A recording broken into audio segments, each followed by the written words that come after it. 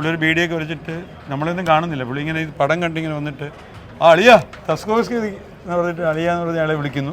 മാറി നിന്ന് മറ്റേ എല്ലാം പുള്ളിയുടെ സ്വന്തക്കാരും ഫ്രണ്ട്സും അതിൻ്റെ സിനിമയുടെ വിഷ്വലൊക്കെ പുള്ളി പറയുന്നു ഇവിടെ നിന്ന്.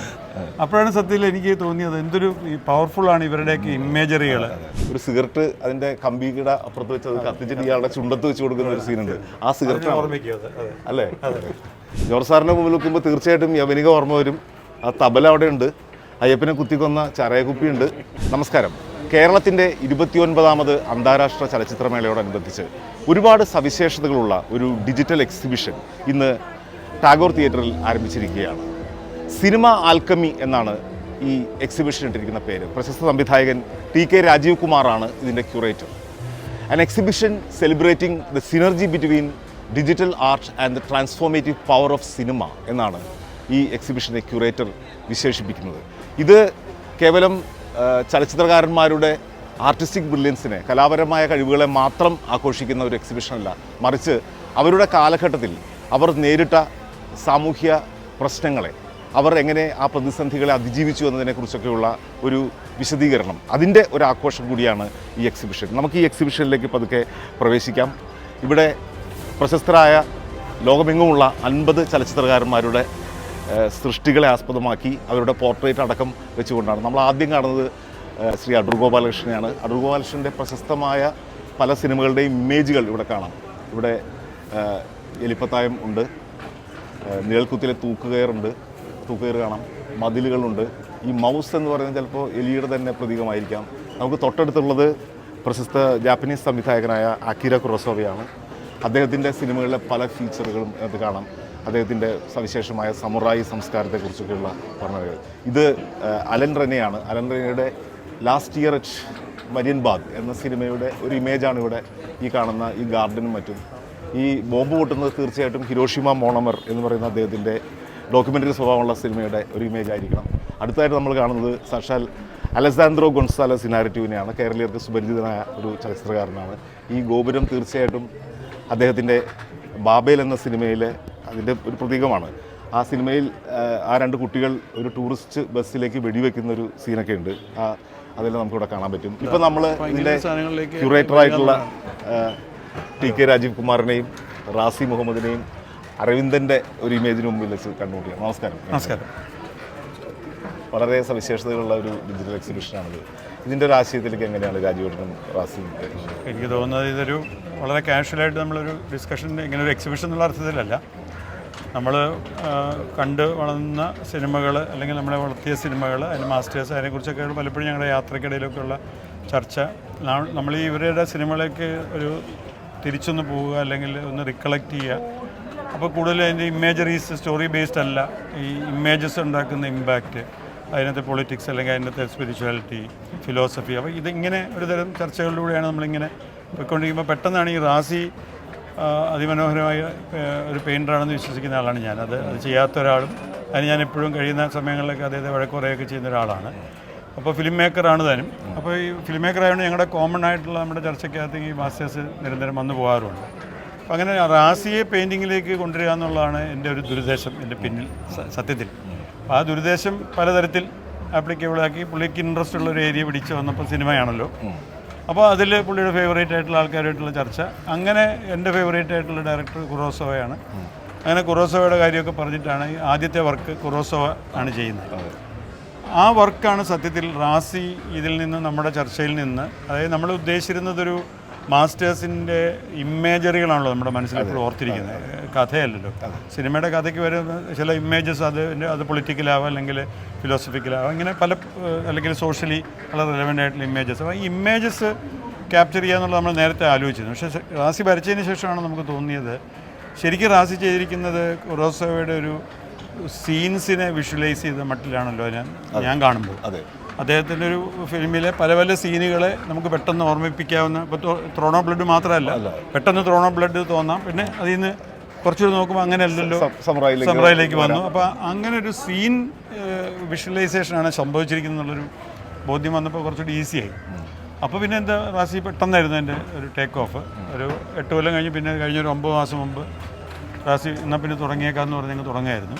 അപ്പം ഞങ്ങളുടെ ഒരു ഞങ്ങളെ സംബന്ധിച്ചൊരു വേറെ തരത്തിലൊരു റിക്കളക്ഷനും നമ്മുടെ ഒരു എഡ്യൂക്കേഷൻ, രണ്ടാമതൊരു കുറേ ആൾ സിനിമയൊക്കെ ചെയ്തിങ്ങനെ ഇനി എന്നാൽ കുറച്ചുകൂടെ ഒന്ന് ബാക്കിലേക്ക് പോയി നോക്കാം എന്നുള്ളൊരു മാസ്റ്റേഴ്സിലേക്ക് പോയതിൻ്റെയും കൂടെ ആയിരിക്കാം. പക്ഷേ ഈ കൗതുകം ഉണ്ടായത് റാസി ആദ്യം ഈ കുറോസ വരയ്ക്കുമ്പോഴാണ്. ഇതിനകത്ത് ഇങ്ങനൊരു അപ്പോൾ ഇത് നാളെ ഒരാൾ കണ്ടാൽ ചിലപ്പം പല സീനുകൾ ഓർക്കാം, ചിലപ്പോൾ സൗണ്ട് ട്രാക്ക് കേൾക്കാം. ഇന്ന് രാവിലെ ഒരാൾ പറയുന്നുണ്ടായിരുന്നു ഹിച്ച്കോക്കിനോട് ഇപ്പോൾ ബേർഡ്സ് ഇങ്ങനെ ശബ്ദം അയാൾക്ക് ഫീൽ ചെയ്തു എന്ന് പറഞ്ഞു. ഇന്നലെ രസകരമായൊരു സംഭവം ഉണ്ടായി. രാത്രിയിലൊരു 12:30 ഒക്കെ ആയപ്പോഴത്തേക്ക് അതിലാണ് ഞാനിത് ഉറപ്പിച്ചത് ഇത് വർക്ക് ചെയ്യുന്നുണ്ടെന്നുള്ളത്. അതായത് ഞങ്ങളിത് അറേഞ്ച് ചെയ്യേണ്ടത് ഇപ്പോൾ ഒരു 60 വയസ്സ് ആയിട്ട് ഒരാൾ അല്പം മദ്യപിച്ചിട്ടുണ്ടായിരുന്നു. പുള്ളി ഒരു ബീഡിയൊക്കെ വലിച്ചിട്ട് നമ്മളൊന്നും കാണുന്നില്ല. പുള്ളി ഇങ്ങനെ ഇത് പടം കണ്ടിങ്ങനെ വന്നിട്ട് അളിയാ തസ്കോസ്കി എന്ന് പറഞ്ഞിട്ട് അളിയാന്ന് പറഞ്ഞ ആളെ വിളിക്കുന്നു. മാറിയത് മറ്റേ എല്ലാം പുള്ളിയുടെ സ്വന്തക്കാരും ഫ്രണ്ട്സും അതിൻ്റെ സിനിമയുടെ വിഷ്വലൊക്കെ പുള്ളി പറയുന്നു ഇവിടെ നിന്ന്. അപ്പോഴാണ് സത്യത്തിൽ എനിക്ക് തോന്നിയത് എന്തൊരു പവർഫുള്ളാണ് ഇവരുടെയൊക്കെ ഇമേജറികൾ. അല്ലെങ്കിൽ ജസ്റ്റ് ഒരു പടം കൊണ്ട് അയാൾ ഹീ സ്റ്റക്ക്. എന്നിട്ട് he was talking about there films എന്ന് പറയുന്നത്. ഞാൻ അദ്ദേഹത്തെ ഇറക്കി വിടാൻ വന്നു. ഇദ്ദേഹം പറയുന്നതിനിടെ ഞങ്ങൾ ഒന്ന് ഹോൾഡ് ചെയ്തു. കുറച്ച് നേരം പറഞ്ഞിട്ട് പുള്ളി പൊക്കോട്ടെ എന്ന് വിചാരിച്ചു. അപ്പോൾ എനിക്ക് തോന്നുന്നു നമ്മളെ എങ്ങനെയാണോ ഈ ഇമേജറികൾ സ്വാധീനിച്ചത് അത് നാച്ചുറലി എല്ലാവരെയും സിനിമ ഇഷ്ടപ്പെടുന്നവരെ ഇഷ്ടപ്പെടുത്താം. ഒന്ന്, പിന്നെ ചിലർക്ക് ഇതിനകത്തൊരു പലരും റിക്കളക്ട് ചെയ്യാൻ ചിലപ്പം ഇത് ഏത് ഇമേജറിയാണ്, അപ്പോൾ ചിലപ്പോൾ ആ സിനിമ തപ്പാം, ചിലത് ഏത് ഫിലിം മേക്കറാണെന്ന് തപ്പാം. അപ്പോൾ വേറെ തരത്തിൽ ഒരു ഫെസ്റ്റിവലിനൊക്കെ ആകുമ്പം പുതിയ ഒരു ജനറേഷന് ചിലപ്പോൾ ഈ ഫിലിം മേക്കേഴ്സിനെ കൂടുതൽ അറിയാനോ അല്ലെങ്കിൽ പഴയ സീസൺഡ് ആയിട്ടുള്ള ആൾക്കാർക്ക് ചില പടങ്ങൾ പെട്ടെന്ന് ഓർക്കാനും മെമ്മറൈസ് ചെയ്യാനും ഒക്കെ ചിലപ്പോൾ ഒരു അങ്ങനെ ഉണ്ടാവും എന്നുള്ളത് പിന്നീടുണ്ടായ ഒരു ബോധ്യമാട്ടോ. അതൊക്കെ നേരത്തെ ആലോചിക്കുന്ന കാര്യമല്ല. അങ്ങനെ ഒരു എക്സിബിഷനിലേക്ക് വന്നപ്പം ഇതിന് വേറൊരു ഡയമെൻഷൻ വന്നു. ഞങ്ങൾ വളരെ പേഴ്സണലായിട്ട് ചെയ്തുകൊണ്ടിരുന്ന ഒരു വർക്കായിരുന്നു. പക്ഷെ അതിനൊരു സന്തോഷം, പുതിയൊരു അന്വേഷണത്തിന് വഴി തെളിക്കുന്നുള്ള ഒരു റാസിക്ക് എന്താണ് അതിനെക്കുറിച്ച് പറയുന്നത്? ഭയങ്കര മടിയനാണെന്നാണല്ലോ രാജുവേട്ടൻ. ശരിക്കും മടിയാണ്, ഇപ്പോഴും മടിയാണല്ലേ? അത് മടി എന്തായാലും മാറി കിട്ടിയെന്ന് വിചാരിക്കുന്നു. എങ്ങനെയാണ് ഇത് കൺസീവ് ഇപ്പോൾ AI-യുടെ ഒക്കെ ഒരു ഇതൊക്കെ ഉപയോഗിച്ചിട്ടുണ്ട്, യൂസ് ചെയ്തിട്ടുണ്ട്. അപ്പം ഈ AI ടെക്നോളജിയെ അല്ലെങ്കിൽ ഈ പറഞ്ഞ സോഫ്റ്റ്വെയറുകൾ നമ്മൾ ടൂളുകളായിട്ടാണ് ഉപയോഗിക്കുന്നത്. അത് നമുക്ക് വളരെ എന്താ പറയുക ഇമ്പോർട്ടൻ്റ് ആയിട്ടുള്ള സംഭവമല്ല. നമുക്ക് സോഫ്റ്റ്വെയറുകൾ മാറി പ്ലേ ചെയ്യാം. അപ്പോൾ ഇതിനകത്ത് തന്നെ ഏതാണ്ട് 5 സോഫ്റ്റ്വെയർ 6 സോഫ്റ്റ്വെയർ യൂസ് ചെയ്തിട്ടുണ്ട്. അതുകൊണ്ട് സോഫ്റ്റ്വെയറുകൾ അല്ലെങ്കിൽ അത്തരത്തിലുള്ള സംഗതികൾ നമ്മളെ സംബന്ധിച്ച് ഇമ്പോർട്ടൻ്റ് അല്ല. ശരി, AI ഇതിനകത്ത് എന്താ പറയുക മനോഹരമായിട്ട് ഉപയോഗിച്ചിട്ടുണ്ട് എന്നുള്ളതാണ് എനിക്ക് പറയാനുള്ളത്. അപ്പം അതിനകത്ത് അല്ലാതെ ആലോചിക്കുന്നവർക്ക് അല്ലെങ്കിൽ മോശമായിട്ട് ഉപയോഗിക്കുന്ന ആൾക്കാരുണ്ട്. കലാകാരന്മാർ നന്നായിട്ട് ഉപയോഗിക്കുന്നു എന്നുള്ളത് അതിനെ പോസിറ്റീവായിട്ട് ഉപയോഗിച്ചെന്ന് മാത്രമേ ഉള്ളൂ. അപ്പോൾ ഇതിനകത്ത് എനിക്ക് പെട്ടെന്ന് കണ്ടപ്പോൾ ഇപ്പോൾ നേരത്തെ രാജീവ് ഏട്ടൻ പറഞ്ഞതുപോലെ തന്നെ ഈ ഇമേജുകളാണ് നമ്മളെ ആദ്യം സ്ട്രൈക്ക് ചെയ്യുന്നത്. ഇപ്പോൾ നേരത്തെ നമ്മൾ സ്വകാര്യ സംഭാഷണത്തിൽ പറയണ്ടായി അങ്ങനെ എക്സ്പ്ലെയിൻ ചെയ്യാനും നിൽക്കണ്ട എന്ന് പറയണ്ടായി. അതെന്താ അങ്ങനെ പറയാൻ കാരണം ഇതിനകത്ത് നിർലീനമായി കിടക്കുന്ന കുറേ സംഗതികളുണ്ട്. ഇപ്പം അത് ഇപ്പോൾ പെട്ടെന്ന് നമ്മൾ അരവിന്ദൻ്റെ മുമ്പിൽ വെച്ചിട്ടാണ് കണ്ടുപിട്ടിയത്. ഇപ്പോൾ ഈ പിന്നെ ബോർഡ് കാണുമ്പോൾ നമ്മൾ പെട്ടെന്ന് ഒരിടത്ത് തീർച്ചയായിട്ടും ഓർമ്മിക്കും. താഴത്ത് അമ്പൂമില് കിടക്കുമ്പോൾ നമ്മൾ കാഞ്ചന സീതാലോചിക്കും. അവിടെ മറ്റേ ക്രൗഞ്ച ദിനങ്ങളിലൊക്കെ കിടപ്പുണ്ട്. അങ്ങനെ കുമ്മാട്ടി നിൽപ്പുണ്ട്. പിന്നെ വേണമെങ്കിൽ അതിൽ നിന്ന് ചിദംബരത്തിൻ്റെ ബോഗൻവില്ലെ കിടപ്പുണ്ട്. അതെ, അങ്ങനെ പല എലമെന്റ് ഒരു സ്കാറ്റേഡ് ആയിട്ടുള്ള ഇമേജസിൽ കൂടെ ഒരു സംഗതി സൃഷ്ടിക്കാൻ എല്ലാം കൂടെ സീൻ വിഷ്വലൈസേഷൻ ഉണ്ട് അതിനകത്ത്. ഇത് കാണുമ്പം ഇതേത് സീനാണെന്ന് പെട്ടെന്ന് സിനിമ കണ്ടവർക്ക് ഓർക്കാൻ പറ്റും. അപ്പോൾ അങ്ങനെ ഒരു സംഗതി ഇത് വർക്ക് ചെയ്യുന്നുണ്ട്. ചുരുക്കത്തിൽ പറഞ്ഞാൽ to spend a lot of time in front of each painting എന്നാണ്. അപ്പോൾ കണ്ട് വലുതാകുന്ന ഒരു എക്സിബിഷനായിട്ടാണ് ഞങ്ങൾ ചില പെയിന്റിങ്ങൾ ഞാൻ കുറേ ദിവസം കഴിഞ്ഞിട്ടാണ് ചില ഡീറ്റെയിൽ ഞാൻ പോലും മനസ്സിലാക്കുന്നത്. അതാണ് ശരിക്കും അധികം ഇതിലേക്ക് പോകണ്ട എന്ന് പറയുന്നത്. ഞങ്ങളേതായാലും ഒരു കാര്യം ചെയ്യാം. ഞങ്ങൾ ഇതിൻ്റെ തുടർന്നുള്ള സംഭവങ്ങളിലേക്ക് നമുക്ക് നടന്നു പോകാമല്ലോ. നമുക്ക് ഒരുമിച്ച് നടക്കാമല്ലോ. ഞങ്ങളിങ്ങനെ ഓരോരുത്തരായിട്ട് ഇങ്ങനെ കാണുകയാണ്. ഇവിടെ അപർണാസനുണ്ട്. ഡ്രയർ വരുന്ന സമയത്ത് പാഷൻ ഓഫ് ജോൺ ഓഫ് ആർക്കിലെ ആ സ്റ്റേക്ക് അല്ലേ? അതായിരിക്കും. ചാർലി ചാപ്ലിനെ പിന്നെ പ്രത്യേകിച്ച് പറയേണ്ട ആവശ്യമില്ല. എല്ലാം അതിനകത്ത് സെൽഫ് എക്സ്പ്ലെയിനറി ആണ്. ഫെലീനി വരുന്ന സമയത്ത് അദ്ദേഹത്തിൻ്റെ സർക്കസുമായിട്ട് ബന്ധപ്പെട്ടുള്ള ഒബ്സഷൻ ആയിരിക്കാം ഒരുപക്ഷെ ആ കോമാളിയുടെ ഇത് കാരണം. ഇതൊരു പക്ഷേ മറ്റേ 8.5 ഒരു ഒക്കെയാണെന്ന് ഞാനിങ്ങനെ പറയുന്നത്. സർക്കസുമായിട്ട് ബന്ധപ്പെട്ട അദ്ദേഹത്തിൻ്റെ അതെ ഫുട്ബോളാകുമ്പോൾ തീർച്ചയായിട്ടും ആ പടവുകളും അദ്ദേഹത്തിൻ്റെ ഒരു സവിശേഷതകളും എല്ലാം ഉണ്ട്. ഇവിടെ സന്തൽ അക്കർമാനുണ്ട്. അതുപോലെ ജോർജ് മിലീസിനെ കാണുമ്പോൾ തീർച്ചയായിട്ടും ഇത് നമുക്ക് ഓർമ്മ വരും, ട്രിപ്പ് ടു ദ മൂൺ അല്ലേ? അത് പിന്നെ അദ്ദേഹം ചെയ്തിട്ടുള്ള ഒരുപാട് എന്താ പറയുക വിചിത്രമായ ചില പോളർ സംഗതികളൊക്കെ ഊസ്മാനിന്റെ മറ്റേ under the sea 2000 leagues under the sea leagues അതിൻ്റെ ഇതാണ്. ഇത് ക്യൂറേറ്ററുടെ എക്സ്പ്ലനേഷൻ പറ്റും. എനിക്ക് പെട്ടെന്ന് ജോർജ് സാറിൻ്റെ അടുത്തേക്ക് പോകാൻ മലയാളത്തിൻ്റെ പ്രിയപ്പെട്ട സംവിധായകൻ, എനിക്ക് വളരെ വ്യക്തിപരമായിട്ട് താല്പര്യമുള്ള KG ജോർജ് സാറിൻ്റെ മുമ്പിലാണ് നമ്മൾ നിൽക്കുന്നത്. ജോർജ് സാറിൻ്റെ മുമ്പിൽ നിൽക്കുമ്പോൾ തീർച്ചയായിട്ടും യവനിക ഓർമ്മ വരും. ആ തബല അവിടെ ഉണ്ട്, അയ്യപ്പനെ കുത്തിക്കൊന്ന ചാരായക്കുപ്പിയുണ്ട്, യവനിക അവിടെ നിൽപ്പുണ്ട്, ചതുരംഗ പലക മറ്റേ ഭരതമുനിയൊരു കളം വരച്ചു എന്നുള്ള പഞ്ചവടി പാലമായിരിക്കും ഇത്. ഏതായാലും ജോർജ് സാർ വളരെ താല്പര്യത്തോടെ അതിനെ നോക്കി നിൽക്കുന്നത് നമ്മൾ കാണുന്നു. ഗിസപ്പെട്ടാണ് ഞങ്ങൾ വേറൊരു കാര്യം റാസി ശ്രദ്ധിച്ചിരിക്കുന്നത്, ഫിലിം മേക്കേഴ്സിനെ നമ്മൾ സാധാരണ കാണുന്നതിന് നല്ലാത്തൊരു എക്സ്പ്രഷനിലാണ് എല്ലാവരെയും പ്ലേസ് ചെയ്തിരിക്കുന്നത്.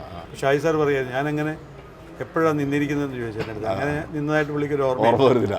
അതൊരു ശരിയാണ്. ഈ ജോർജ് സാറിനൊക്കെ ഇങ്ങനത്തെ എക്സ്പ്രഷൻ നമ്മൾ കണ്ടിട്ടില്ല. അപ്പോൾ ഞങ്ങൾ അത് റാസി ഭയങ്കരമായിട്ട് ശ്രദ്ധിച്ചിരുന്നു. അതായത് അവരെ വേറെ തരത്തിൽ നമ്മൾ കാണാത്തൊരു എക്സ്പ്രഷനിൽ അവരെ കാണിക്കുക, കുറച്ചുകൂടി ഒരു ഹ്യൂമൻ എല്ലാ ഘട്ടക്കിൻ്റെയൊക്കെ ഘട്ടക്കിനെ ഞാൻ അങ്ങനെ കണ്ടിട്ടേ ഇല്ല.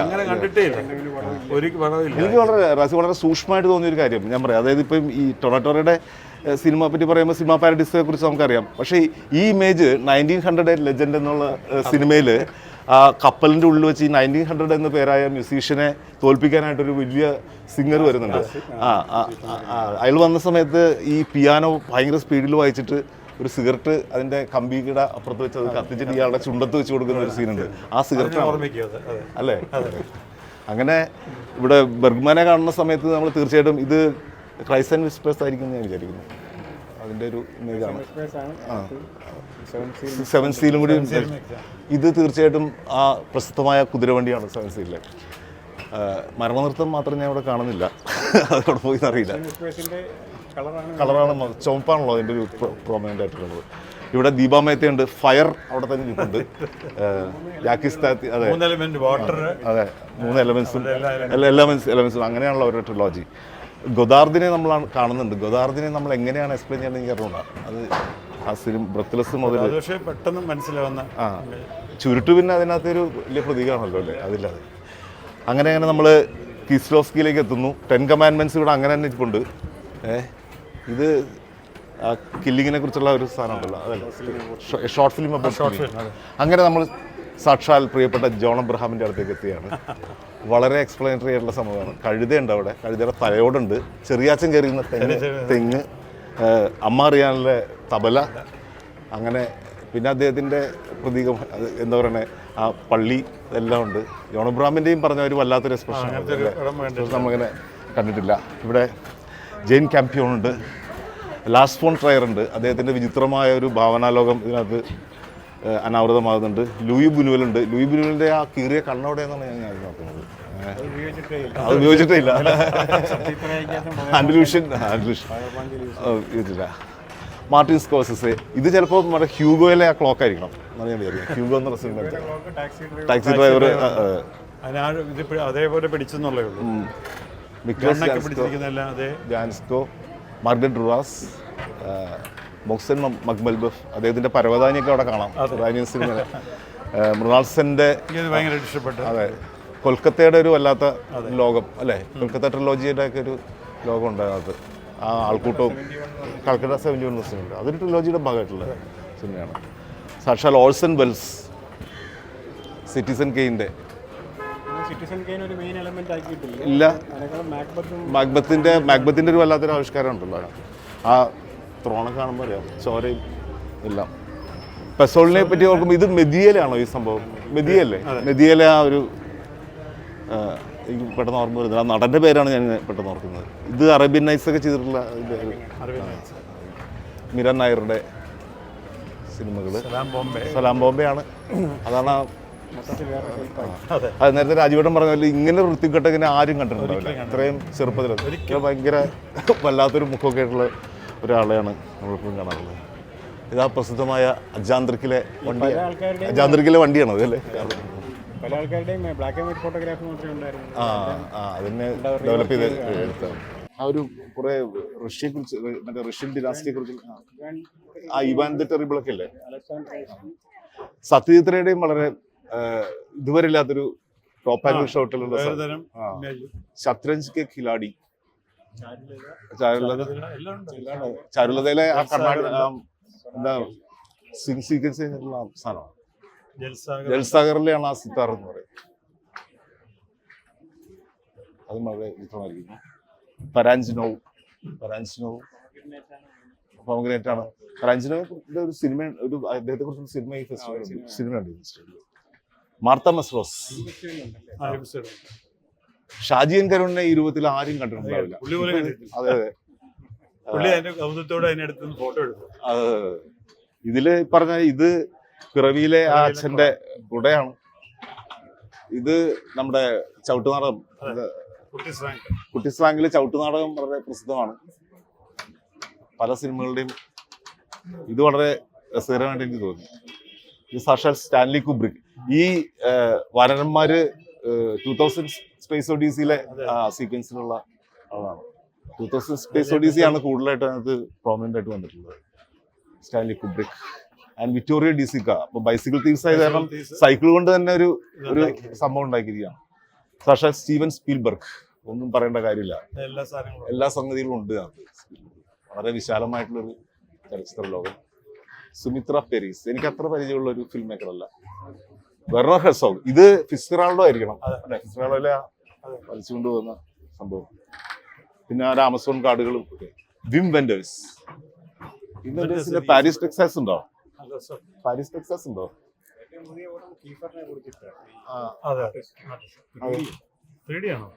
അല്ല, കഴിഞ്ഞ വർഷം ഒരു പടം ഉണ്ടായിരുന്നല്ലോ.